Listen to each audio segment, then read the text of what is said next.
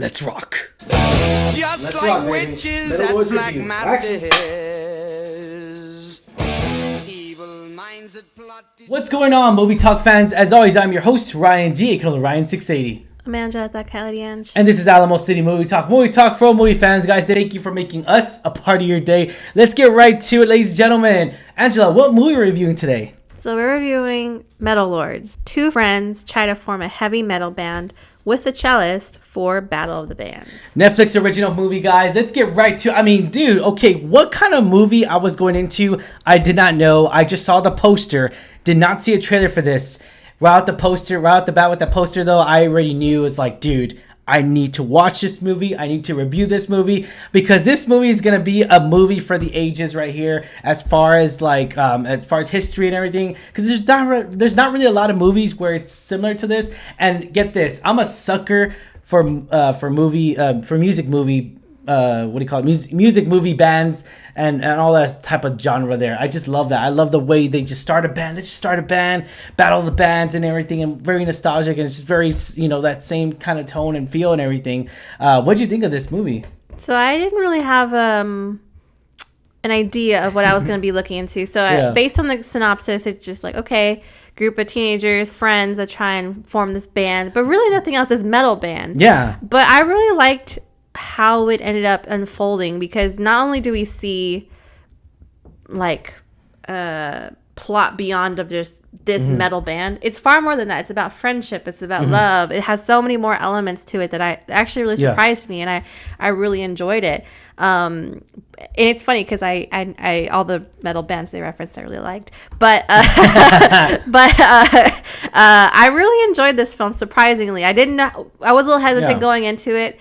But I really enjoyed the cast, the way it was written and directed, the flow of it. It actually flowed very nicely. Yeah, I'm gonna have to disagree with you on a little bit there. I felt like it wasn't directed very well, and in a sense to where it kind of misguided. Like, I could have taken a few parts, and we talked about that off camera. Like, I could have taken a few parts out of this movie. This runtime kid to be an hour and 37 minutes. I probably could have cut 20 minutes out of there, and it still would have made sense.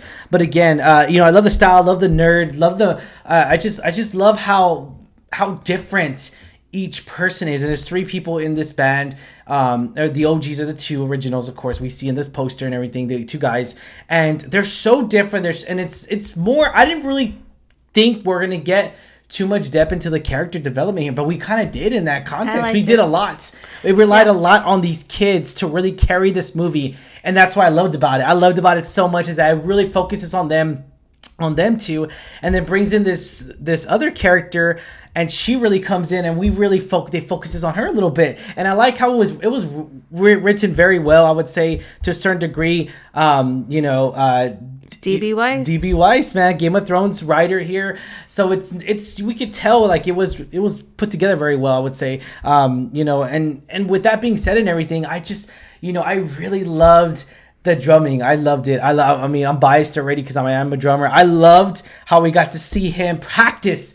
We watched him actually develop to become the really good drummer that we're going to see him at the very end of this movie, because that's how a movie is. I liked that. Yeah. I liked how we see his progression as a musician in this film because of practice. DW drums, by the way, guys, it's the best drums out there, and they are just phenomenal. I love the music. I love the tone. Yeah, it's just a pretty penny. But I really enjoyed how it not only focused on the music aspect, but also focused on like friendship. Yeah, like the friendship between mainly these two characters. Yes. And by extension, the third member of this trio. Yeah, Emily. So I really liked how their chemistry was together, to be honest. I really did, because like you said, they're so different in personalities. One is so much more quiet, reserved, Kevin, and then Hunter is the obnoxious and just very loud and very like, I'm here and I'm gonna stay the way I am, no matter, I don't give a F about anybody. And this is the way I am. I'm not afraid of but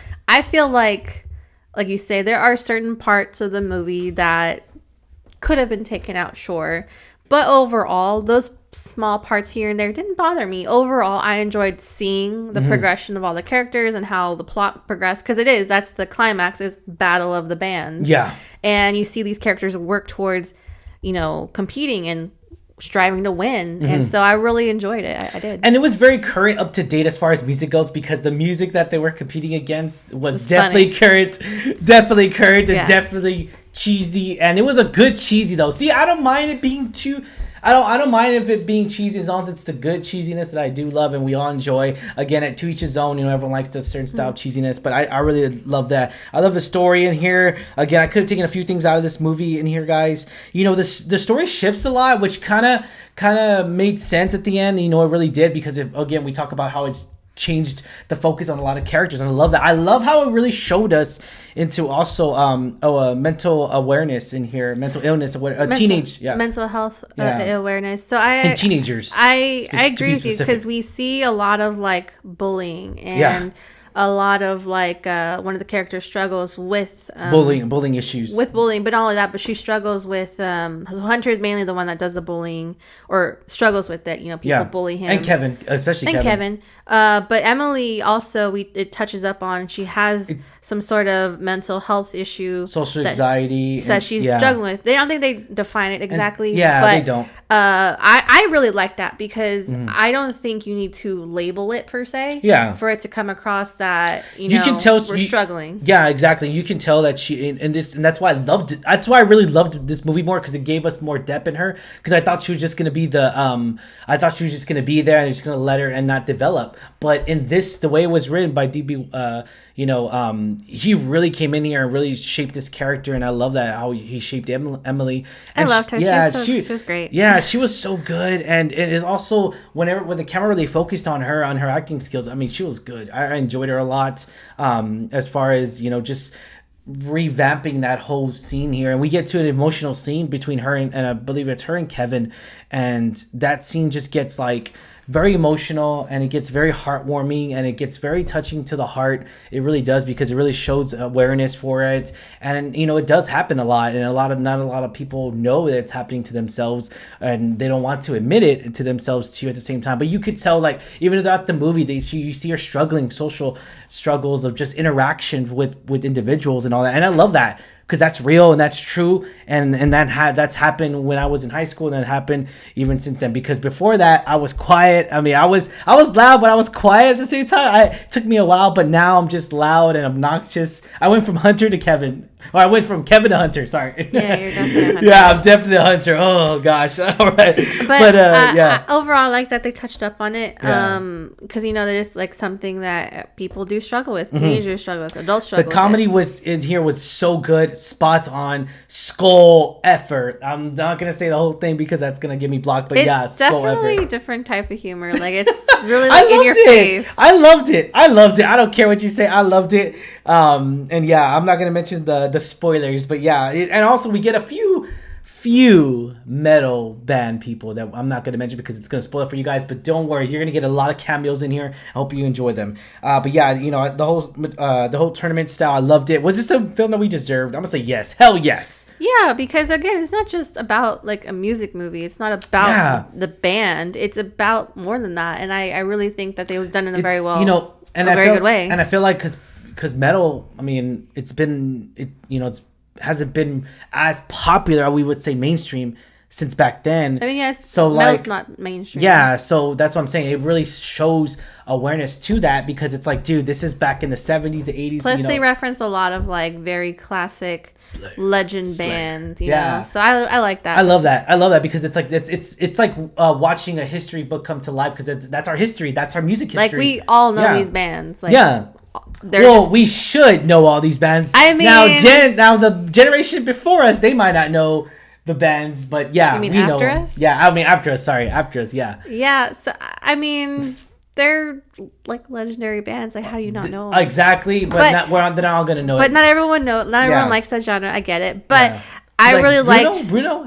But I really liked that they referenced that too, like the music time period, like the genres and stuff. Yeah. What was the rating in this, Angela? What'd you give it? I gave it a 7.5. I really enjoyed it. I'm gonna give this a solid 8, ladies and gentlemen. Solid 8, guys, because you know why? This movie did really good for me. I enjoyed the great humor in this. I enjoyed it. Kept me laughing, kept me entertained, and I also enjoyed the in-depth character development here that I loved on each of the characters. It really showed us an emotional aspect that I really was so surprised to see. I'll definitely say that, guys. Definitely emotional elements. And I love that because I love it when a movie can make me cry, laugh. You know what? I actually loved the cello in this. I loved it so much. I loved how it just became so surprising at the special climax of this movie.